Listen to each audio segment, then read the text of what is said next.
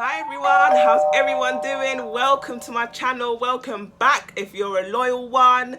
And today I'm gonna talk about, on this channel, right, I always say narcissist, narcissist, narcissist.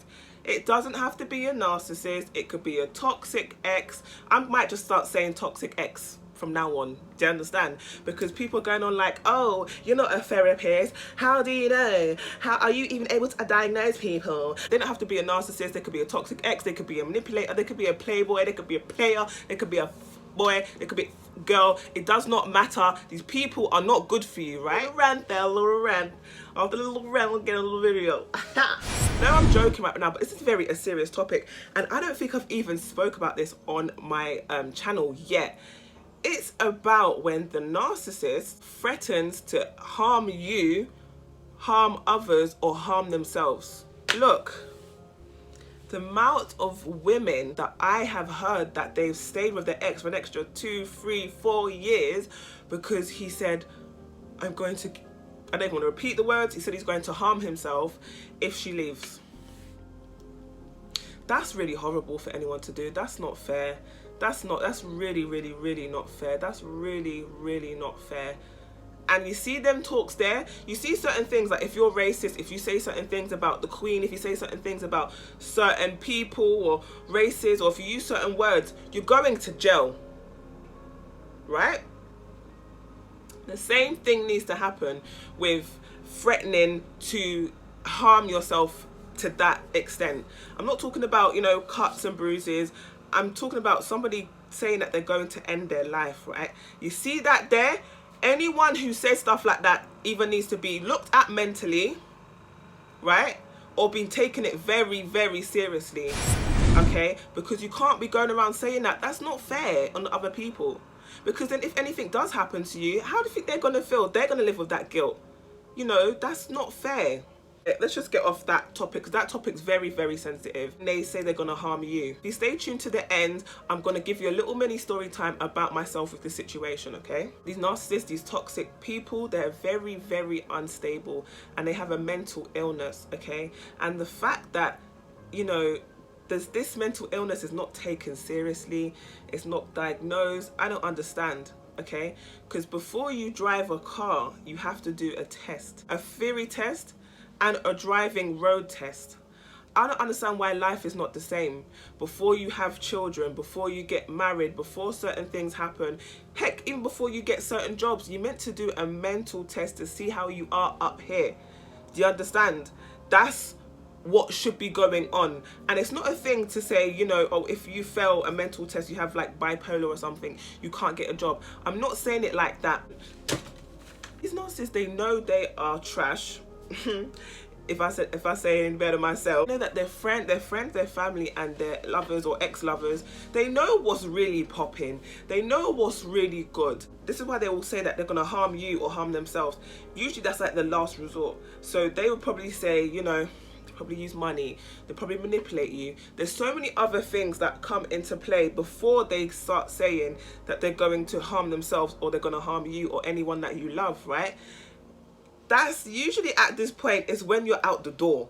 This is when you probably got one foot out the door and you've told them, or they mentally can feel that you're leaving. I've heard of stories where a man's taken his actual child that he shares with the victim and taken the child and put the child on the balcony on the 4th floor and threatens to let go of the child. This is how unstable these people are. And this is why if you hear, oh no, a woman goes back after he says he's going to kill harm their kids or harm himself, understand she's trying to protect herself by staying. It's not always so easy to get up and go. I know on this channel always say leave, go, no contact, this and the other, but sometimes you have to untangle yourself in a very strategic way. It depends on how severe that narcissist is. We're just using the word narcissist as a broad term, but we don't really know the real diagnosis of this person, okay? And how dangerous they really are. When they're losing control, they're going to use it. Fake love, manipulation, gaslighting, heck, even witchcraft to try and get you. And if that thing don't work, if it doesn't work, then they're going to say, all right, I'm going to harm myself. All right, I'm going to harm you, right? They're really not well, and they actually need mental health. They actually need mental health professionals. So I'm going to go into the little story time, okay? They did threaten to take my life, okay? And at that point, you know, I'm laughing like, hey, you're not gonna do that, because I'm thinking I know the narcissist. I'm thinking I know him. I'm thinking it's just anger problems, you know, just punching, just putting holes in walls. That's what he does for fun. You know, I'm not really thinking, all right, like, you know, do you get it? Like, I know this guy, he ain't gonna do nothing. I ain't seen him do nothing, whatever. But then I deeped it, and you know, I've seen him pick up knives and go for his cousin, and I've seen how far the anger can go. And also, I don't really know the narcissist, because if we really did, we wouldn't have got with them. We don't know them. Remember, they got a mask, so we think we know them because we've been with them for 10 plus years. We don't know them. We don't know them. I stopped sleeping with the narcissist, cut off completely. So, you know, we broke up, but then we kept sleeping with each other. We kept talking about getting back with each other, and there was still kind of like a little hook. We still had a little hook there, even though I was kind of like mainly out the door, but he was playing it cool, like, yeah, you know what, you're gonna come back, don't worry about it, you know, like, we're sleeping together, we're gonna get back together, and this, that, and the other. Cool. So it got to a point where I said, no, let me just keep everything separate. You're gonna be the parent. This is before, things. I knew he was a narc at this point, but I didn't really know he was a narc. So I was like, okay, cool. Let's just co-parent, and you go with the girl that you cheat on me with, because obviously that's what you like. You have your preference, and that's fine by me. You see me, I'm a sweet one. It ain't hard for me to find a man. No, but seriously, I know my qualities. I'm valuable. I'm a queen. Look, inside and out, I bring it to the table, baby. I know. So let's do our thing. Boom, boom, boom, boom. Cool. He's playing cool, like, yeah, whatever. Blah, blah, blah. Okay, cool. Then 6 months goes by. He's still trying. He's still, you know, telling me, oh, I cheated because of you. I'm there apologizing for him cheating on me, and I'm realizing, huh? Get out of my life, man. I've got guys out here that are willing to spend money, spend time, wanting to get to know me. I'm thinking, all right, cool. This wasn't a great time to date, but at that time, it was a good distraction for me, okay? So I'm starting to date other guys at this point. I've cut off of him. I'm not sleeping with him. I'm not even talking about him unless it's about the child, right? Cool. So what happens? Calls me, whatever. We get into an argument as per usual, right? And I said something that, you know, at this point, I'm starting to get my self-esteem back. He's losing control, this, that, and the other. So he said, you got mad. And he said, I'm going to kill you. So I laughed. I was like, ha, ha, ha, ha, ha. They ain't going to do nothing. Then he said, you're right. I'm going to pay someone to do it. Okay? And bearing in mind, he has a little bit of money. Bearing in mind that people that I know that used to chill with him said they will take lives for 200 quid. Okay, real low level, low vibration, dusty people, yeah, said they will do stuff, they will take someone's life for minimal. That's how desperate they are and how broke they are, right?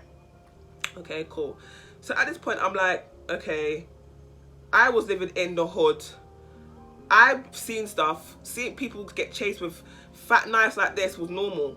So around heroin addicts, we were living in poverty. So I've seen stuff. I've seen people do stuff for £5 for 20 quid. I've seen heroin addicts rob houses for 20 quid. So I understand how deep this is. There's people out here that will do the most for nothing.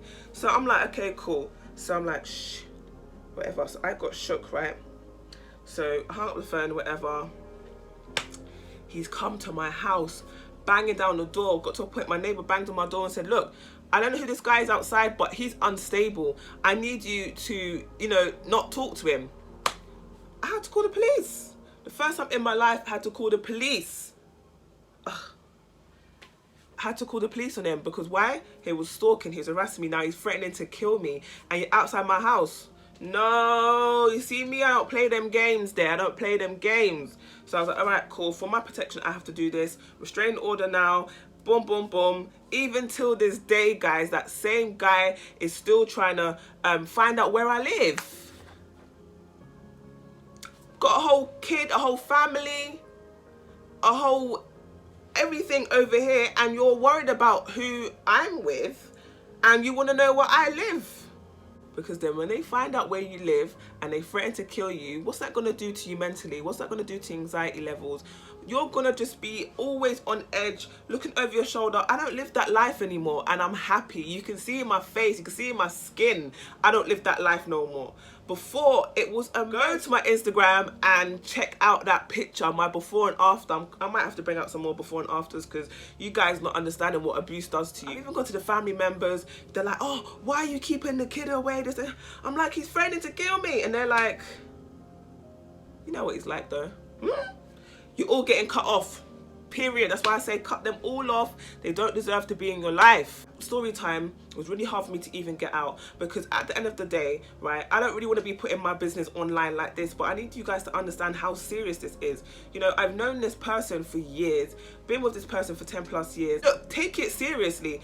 They don't like you, they hate you, they're demonic, they've been taken over by another entity, so take it seriously. See them as the devil himself, okay? Anyway, if you like this video, please like, comment and subscribe, and I'm going to see you for my next one.